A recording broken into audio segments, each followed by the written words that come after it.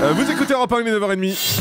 Le journal des médias avec Thomas Joubert. Bonjour Thomas. Bonjour, à la une ce matin, Jean-Luc Reichmann de retour en Access, Thierry Ardisson tacle de nouveau Alessandra Sublet et puis D8 va élire la meilleure maman. Et on commence avec une information exclusive. Jean-Luc Reichmann va reprendre son jeu au pied du mur. Un jeu qu'il avait présenté à l'été 2012 en Access à 19h, en plus des 12 coups de midi. Eh bien, on vous révèle ce matin qu'au pied du mur va revenir à partir du mois d'août, probablement pour une période de 2 ou 3 mois. TF1 a commandé 40 à 60 émissions. La production commence dès aujourd'hui. Ce jeu prendra la relève de Money Drop et du Juste Prix à 19h. L'autre projet de TF1 pour cette case, c'était un nouveau jeu baptisé Au Suivant, présenté par Christophe de Chavannes. Mais pour le moment, ce projet va rester dans les cartons. Des questions persistent sur l'avenir de Julien Courbet en Access sur TMC. On vous en parlait, oui, dès vendredi matin. TMC aurait décidé de ne pas renouveler sans aucun doute pour son Access à la rentrée. Julien Courbet a réagi sur son compte Twitter.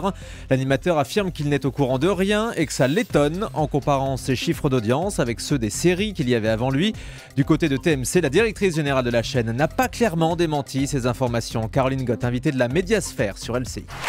Écoutez, là on est en train d'en discuter avec Julien et puis est-ce qu'on restera dans ces créneaux horaires-là avec Julien, parce que c'est une émission qui est très très dure à fabriquer, très fatigante pour les équipes, donc écoutez, nous on le souhaite, mais on va voir si on peut éventuellement évoluer. Donc il est question peut-être d'alléger la voilure, comme on dit. Ça sera vraiment en fonction du désir des équipes de la concepterie. Voilà, ce qui est étonnant, c'est que Caroline Gott dit qu'elle est en train de discuter avec Julien, et Julien dit qu'il n'est pas au courant, donc voilà, il y a un petit malentendu visiblement. Toujours à propos de l'Access, Rémi Fimelin s'est exprimé sur les difficultés de France 2. Oui, après les échecs de Sophia Aramé, de Laurent Ruquier, France 2 cherche toujours une solution pour sa tranche 18h-20h. Le PDG de France Télé, Rémi Fimelin, réagit à ces difficultés. C'était hier soir là sur Europe 1. Notre public traditionnel est plutôt à ce moment-là sur la 3 et la 5, donc nous devons conquérir un nouveau public. Et ce nouveau public est aujourd'hui sur des offres qui sont des offres de divertissement dont le style ne peut pas correspondre à France 2. Et donc, il faut qu'on trouve notre style qui puisse nous amener ce public-là. Et c'est un défi considérable. Cauchemardesque pour vous, cette case ? Non, c'est pas cauchemardesque, mais c'est une préoccupation, c'est un souci. Voilà, un souci, c'est clair, quand on voit les audiences, c'est très compliqué. La nouvelle saison de Pékin Express va se prolonger en deuxième partie de soirée sur M6. Nouvelle saison qui commencera le 16 avril prochain à 20h50 et à la suite de chaque épisode, vers 23h, M6 proposera une nouvelle émission en plateau, Pékin Express, le tour du monde de l'inattendu. Une émission sous forme de jeu avec 4 invités chaque semaine, essentiellement des anciens candidats.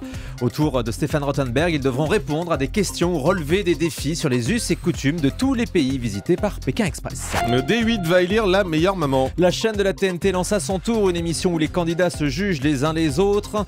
Après les repas, le shopping, les bistrots, les chambres d'hôtes, les fêtes, les couples, D8 va proposer cette fois une compétition entre mamans, la maman de la semaine.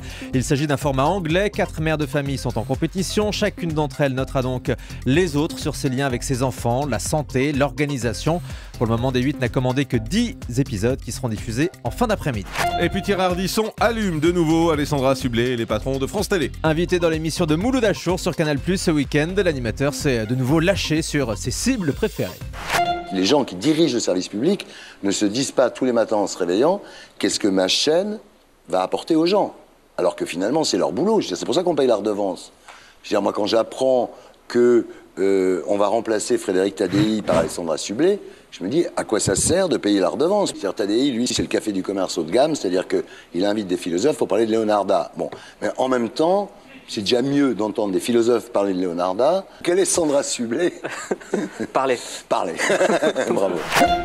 Voilà, ça lui a été soufflé par Mouloud Achour, quand même la chute. Je ne sais pas si c'est ce qu'il voulait dire lui.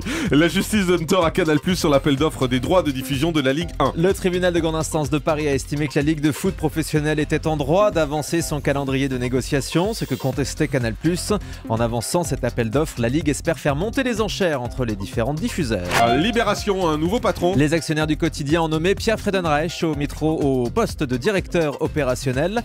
Il s'agit de l'ancien directeur général d'ITélé qui était rentré au conseil d'administration le 20 février dernier après le départ de Nicolas Demorand et de Philippe Nicolas, les deux anciens directeurs. Pierre Friedenreich est chargé de redresser le quotidien. Il défend l'idée que Libération n'est pas qu'un journal.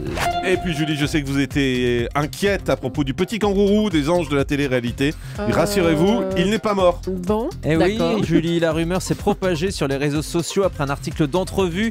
Le magazine annonçait que Sydney, le kangourou offert aux candidats, était décédé pendant le tournage, victime de malnutrition. disparition. Mais c'est complètement faux. Énergie 12 nous assure que le kangourou va très bien.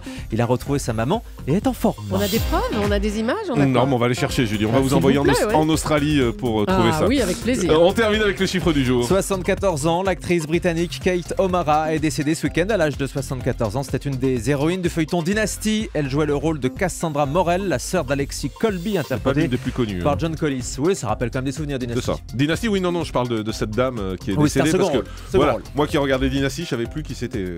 Kate O'Mara, donc, c'est ça? C'est son nom. Merci Thomas Joubert. Le grand direct des médias, Jean-Marc Morandini.